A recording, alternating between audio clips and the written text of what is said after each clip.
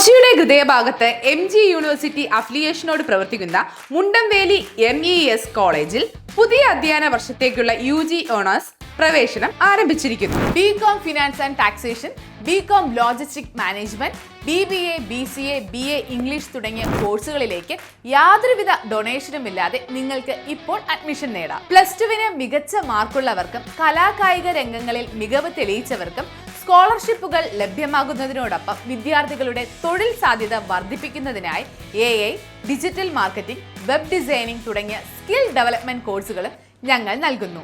പരിചയസമ്പന്നരായ അധ്യാപകർ, high speed wifi campus, ആധുനിക ലാബുകൾ എന്നിങ്ങനെ മികച്ച സൗകര്യങ്ങൾക്ക് പുറമെ കരിയർ ഗൈഡൻസും തൊഴിലവസരങ്ങളും ഉറപ്പാക്കുന്ന സജീവമായ പ്ലേസ്മെന്റ് സെല്ലും കോളേജിന്റെ പ്രത്യേകതയാണ്. കൂടാതെ വിദ്യാർത്ഥികൾക്കായി മികച്ച ഹോസ്റ്റൽ സൗകര്യവും കൊച്ചിയുടെ പ്രധാന ഭാഗങ്ങളിലേക്ക് കോളേജ് ബസ്സും ഒരുക്കിയിട്ടുണ്ട്. മികച്ചൊരു ഭാവിക്കായി ഇന്ന് തന്നെ അഡ്മിഷൻ ഉറപ്പാക്കൂ. കൂടുതൽ വിവരങ്ങൾക്ക് ഇപ്പോൾ തന്നെ താഴെ കാണുന്ന നമ്പറിൽ കോൺടാക്ട് ചെയ്യൂ. MES college, Kochi, Mundamveli. Cochin social service സൊസൈറ്റിയുടെ ആഭിമുഖ്യത്തിൽ ലോക പരിസ്ഥിതി ദിനാചരണത്തിന്റെ ഭാഗമായി വൈറ്റ്സ് ഭാരവാഹികൾക്ക് പൂച്ചെടി തൈകളും പച്ചക്കറി തൈകളും വിതരണം ചെയ്തു. കൊച്ചിൻ സോഷ്യൽ സർവീസ് സൊസൈറ്റിയുടെ ആഭിമുഖ്യത്തിൽ ജൂബിലി ഹാളിൽ വെച്ച് ലോക പരിസ്ഥിതി ദിനാചരണത്തിന്റെ ഭാഗമായി വൈറ്റ്സ് ഭാരവാഹികൾക്ക് പൂച്ചെടി തൈകളും പച്ചക്കറി തൈകളും വിതരണം ചെയ്തു. Cochin social service society director reverend father Jaifin Das കട്ടിക്കാട്ടിന്റെ അധ്യക്ഷതയിൽ കൂടിയ യോഗത്തിൽ ഒരു ചിത്രമാണ്, സിനിമയായിരുന്നു പെരുന്തച്ചൻ എന്ന് പറയുന്ന സിനിമ. ഈ പെരുന്തച്ചൻ എന്ന സിനിമ എഴുതിയത് MT വാസുദേവൻ നായർ. ആ പെരുന്തച്ചൻ എന്ന സിനിമയിൽ പെരുന്തച്ചൻ തന്റെ മകനെ ഉപദേശിക്കുന്നതിനുണ്ട്.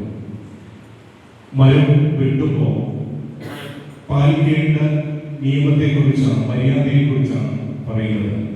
പെരുന്തച്ചൻ തന്റെ മകനോട് ചോദിക്കുകയാണ്, നീ മരത്തിന്റെ ചില്ല അറുത്തപ്പോ ആ ചില്ലയെ താങ്ങി നിർത്തിയ മരത്തിനോട് ചോദിച്ചോ, അതിൽ ചേക്കേറിയിരുന്ന പക്ഷികളോട് ചോദിച്ചോ, ആ വൃക്ഷം പിടിച്ചു നിർത്തിയിരുന്ന വേലികളോട് ചോദിച്ചോ, ആ വൃക്ഷം ആഴ്ന്നിറങ്ങിയിരുന്ന ഭൂമിയോട് ചോദിച്ചോ? ആർഷഭാരത സംസ്കാരത്തിൽ ഒരു തുളസി പോലും നുള്ളുന്ന സമയത്ത് പ്രകൃതിയോട് ചോദിക്കണം എന്നൊരു തത്വം നിലനിൽക്കുന്ന ഒരു സംസ്കാരത്തിൽ ജീവിക്കുന്നവരാണ് നമ്മൾ. പക്ഷേ നമ്മൾ മറന്നുപോയതും ഇത് തന്നെയാണ്. ഈ ആർഷഭാരത സംസ്കാരത്തിൽ കൊച്ചി രൂപത എപ്പിസ്കോപ്പൽ വികാരി reverend father Francis saver Kalathiveettil പച്ചക്കറി തൈകളുടെ വിതരണോദ്ഘാടനം നിർവഹിച്ചു. അങ്ങനെയുള്ള അസൗകര്യങ്ങളൊന്നുമില്ല. നിങ്ങൾക്ക് സുന്ദരമായിട്ട് ഈ ഒരു പരിപാടി ഉദ്ഘാടനം ചെയ്ത് കാണുവാനായിട്ട് സാധിക്കുന്നതിൽ എനിക്ക് അസൂയുണ്ട്.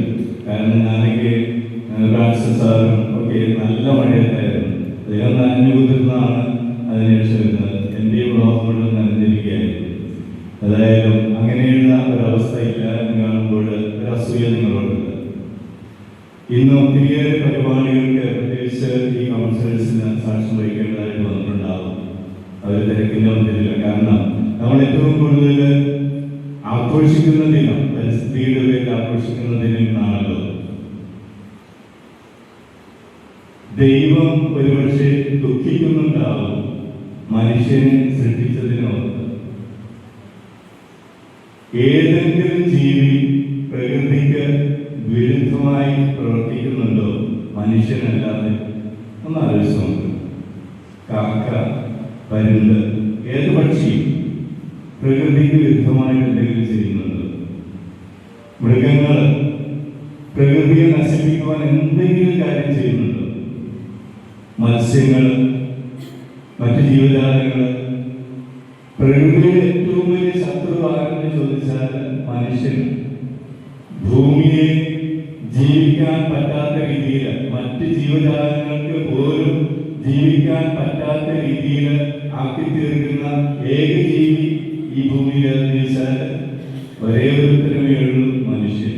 ഇന്നത്തെ സമൂഹത്തിൽ പരിസ്ഥിതി സംരക്ഷണത്തിന്റെ പ്രാധാന്യത്തെക്കുറിച്ചും അതിനായി നമ്മൾ ചെയ്യേണ്ട കാര്യങ്ങളെക്കുറിച്ചും അദ്ദേഹം സംസാരിച്ചു. കേരള മുൻ ഫോറസ്റ്റ് മേധാവി ഡോക്ടർ ബ്രാൻസൺ കോരിയ തന്റെ ആശംസാ പ്രസംഗത്തിലൂടെ വരും തലമുറയ്ക്കായി പ്രകൃതിയെ സംരക്ഷിക്കേണ്ടതിനെക്കുറിച്ചും ഭൂമിയിലെ ജീവജാലങ്ങളെല്ലാം പരിഗണിക്കേണ്ടതിനെയും പറ്റി പറഞ്ഞു. കൗൺസിലർ മഞ്ജുള അനിൽകുമാർ, മുൻ കൗൺസിലർ അഡ്വക്കേറ്റ് ആന്റണി കുരിത്തറ എന്നിവർ സംസാരിച്ചു. വിവിധ വൈറ്റ്സ് യൂണിറ്റുകളിൽ നിന്ന് 200ഓളം പേർ പങ്കെടുത്ത പരിപാടിയിൽ Cochin social service society assistant coordinator Neethu Franklin സ്വാഗതവും അസിസ്റ്റന്റ് അക്കൗണ്ടന്റ് റോസ്മി അഗസ്റ്റിൻ നന്ദിയും രേഖപ്പെടുത്തി. News bureau, fort Kochi.